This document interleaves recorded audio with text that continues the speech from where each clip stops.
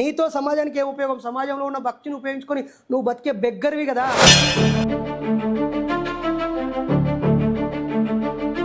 నువ్వు ఆ మతాన్ని ఈ మతాన్ని ముక్కలు ముక్కలు నరుకుతాను నువ్వంటావు, ఆడు కూడా నిన్ను ముక్కలు ముక్కలు నరుకుతాను వాడంటాడు. నరుక్కోవడానికా మీ మతాలు నేర్పించినవి?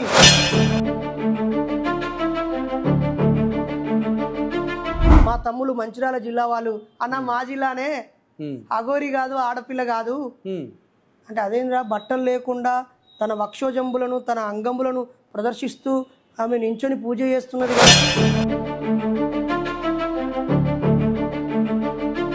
మరి అలా చూసుకుంటే ఇప్పుడు మీరు అంటున్నారు, మరి హిందుత్వం ఎట్లా వచ్చింది? అసలు హిందూ మతం అనే పదం వేద గ్రంథాల్లో కానీ పురాణ గ్రంథాల్లో కానీ ఎక్కడైనా చూపించగలరా?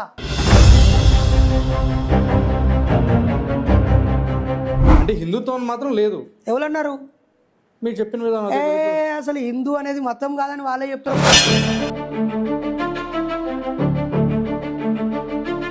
సంస్కృతం తెలిసిన ప్రజలు, సంస్కృతం వచ్చిన కొద్ది మంది, గుప్పెడు మంది, వాళ్ళ కోసం వాళ్ళు రాసుకున్న గ్రంథాలు అవి.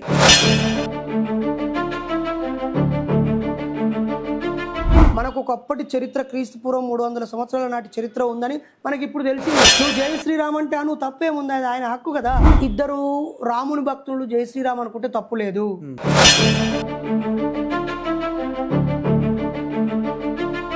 దేవుడు లేదని చెప్పినటువంటి బైర్ నరేష్, మరి కులం మాత్రం ఉందని ఎలా చెప్పగలుగుతున్నారు? దేవుడు అనే నమ్మకం ఈ సమాజంలో ఉంది.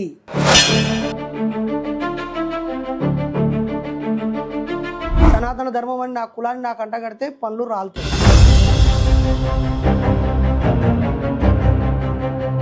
అంటే మీ దృష్టిలో రాముడైనా కృష్ణుడైనా బుద్ధుడైనా వీళ్ళు జస్ట్ మనుషులు మాత్రమే అంటారు?